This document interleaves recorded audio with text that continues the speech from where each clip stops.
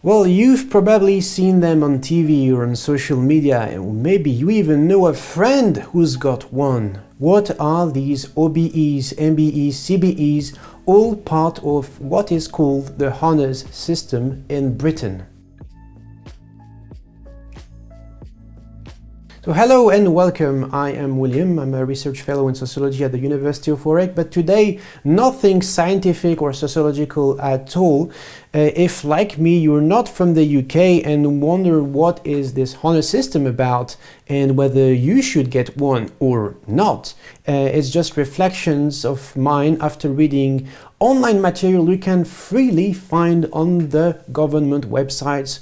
So first of all, what is the British honours system and these medals of the British Empire? So the honours system was established by King George in 1917 during the First World War. It was aiming at honouring the efforts of civilians and servicemen in non-combatant roles. So there are 5 ranks in total, but the most common and popular are the OBE, Order of the British Empire, the MBE, Member of the British Empire, CBE, Commander of the British Empire. They are handed twice a year, for the New Year and for the Queen's birthday. What do they do? What powers it confers people? Well, sorry to break you down, but they do actually not confer any privileges or entitle their holders to any kind of specific treatment. Apparently, I'm not sure exactly what does it mean. I'm sorry, I'm not from the UK. I might appear very insulting from UK-born viewers, but it is said that members can also have a special element added to their coat of arms, showing their membership of the order. Who uses coat of arms nowadays in Britain? Perhaps I do not belong to the right social circles if I am asking this very question. Oh, also bonus, holders of the MBE, Member of the British Empire, can get married in St. Paul's Cathedral if they wish so. That's it, it doesn't confer any other privileges. Are you interested in getting one? Here is how to do it. Only British citizens or residents of the Commonwealth can receive the Order of the British Empire. There is an unlimited supply for these titles and medals. However, the government has created on purpose an artificial shortage to make it appear more rare, and this is public knowledge. To appear on the list, you need to be nominated by someone they say is of good character, i.e. someone who is a civil servant, police officer, or someone working in higher education who will comment on your achievements and why you deserve to be considered. However, at the end of the day, the decision is completely arbitrary, and so is the pure and simple removal of your name from the list. Anyone selected for these honors will attend an investiture ceremony at a royal venue where someone from the royal family, be it the Queen, I don't know, Prince Charles, Prince William, will hand you this medal to stick somewhere on your cloth. I guess this is how it works. And this ceremony takes place a few months after the list is officially published. However, people are free to use their title as soon as the list is published, and that means that after, in your email signature, instead of putting John Smith or Ahmed Yusuf, you can add OBE CBE at the end. John Smith OBE, Ahmed Yusuf CBE. So you might be tempted to ask, if it doesn't confer any other privileges than getting married in St. Paul's Cathedral, why do people get them? Well, I have interviewed a few people who were recipients of these medals, and also you can read the countless stories in mainstream newspapers about the reason why people accept them.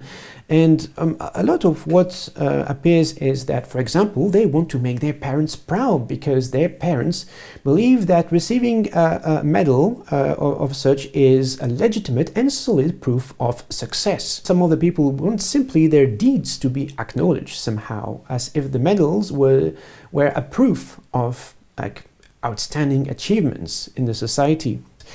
Some people, especially from ethnic and religious minorities, argue that getting these medals is making appear minorities more visible by acknowledging and highlighting their contribution to the wider British society. Some other people think that it is for opening more doors, let's say job opportunities or networking opportunities somehow. Similarly, you have lots of reasons why people reject them, and if you just Google people who rejected British honours, you will see a huge list including lots of celebrities who rejected, and with a public statement in the recent years and the recent controversies about the heritage of the British Empire. Like, actually, is there still a British Empire? Lots of people find contentions with associating themselves with something related to the British Empire, and therefore the historical, political, economic consequences and lived realities that have affected people through centuries and for generations.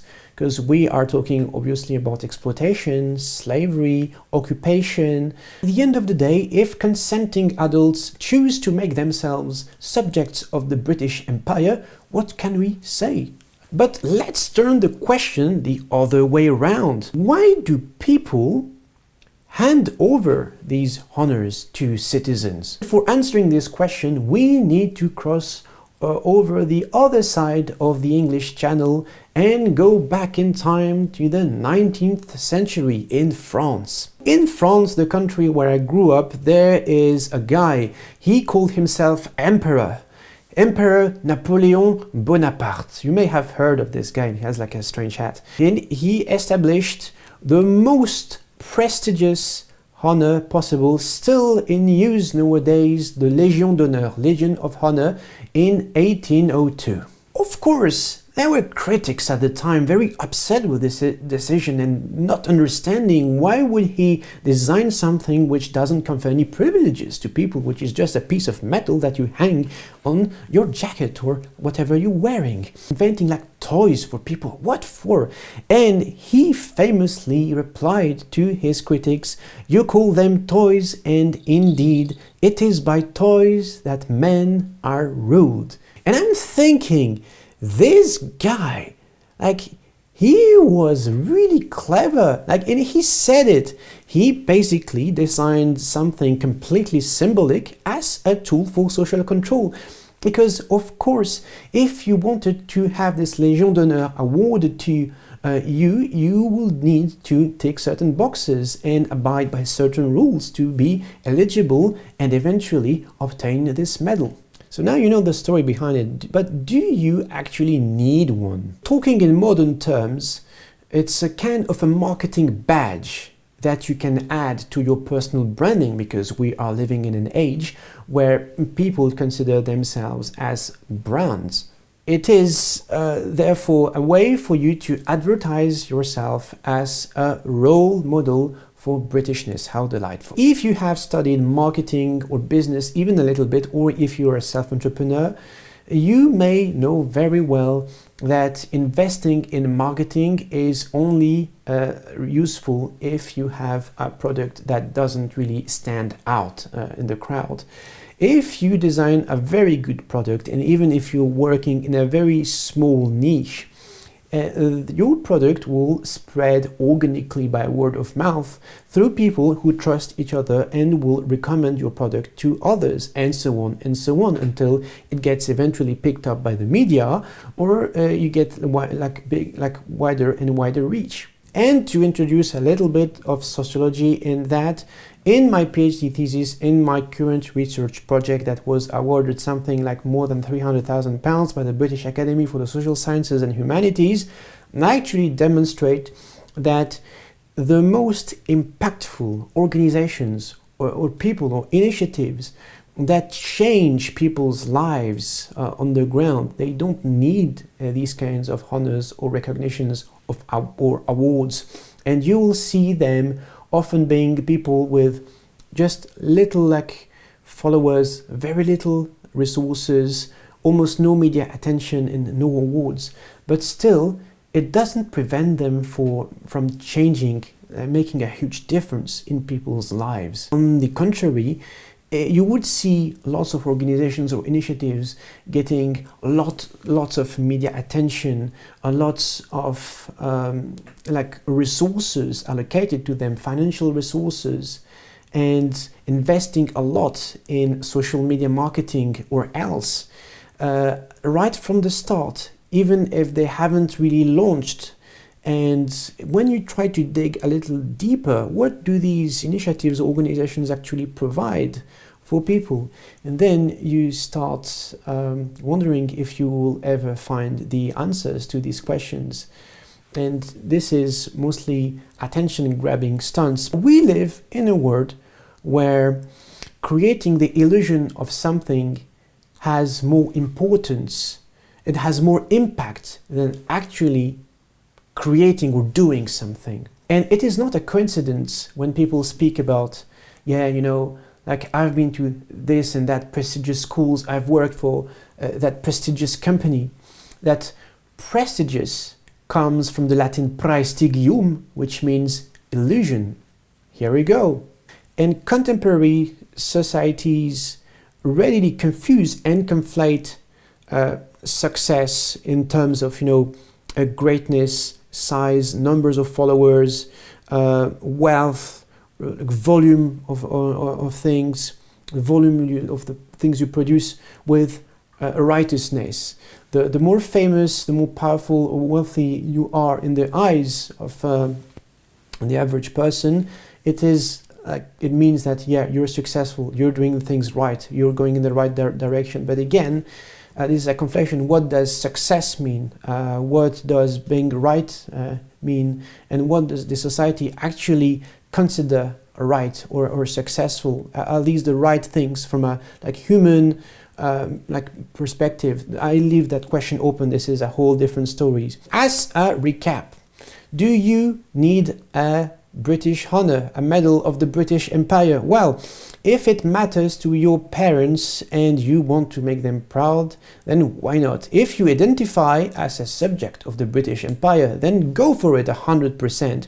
If you like the royals and the Queen, then why not? It is an opportunity to meet them face to face.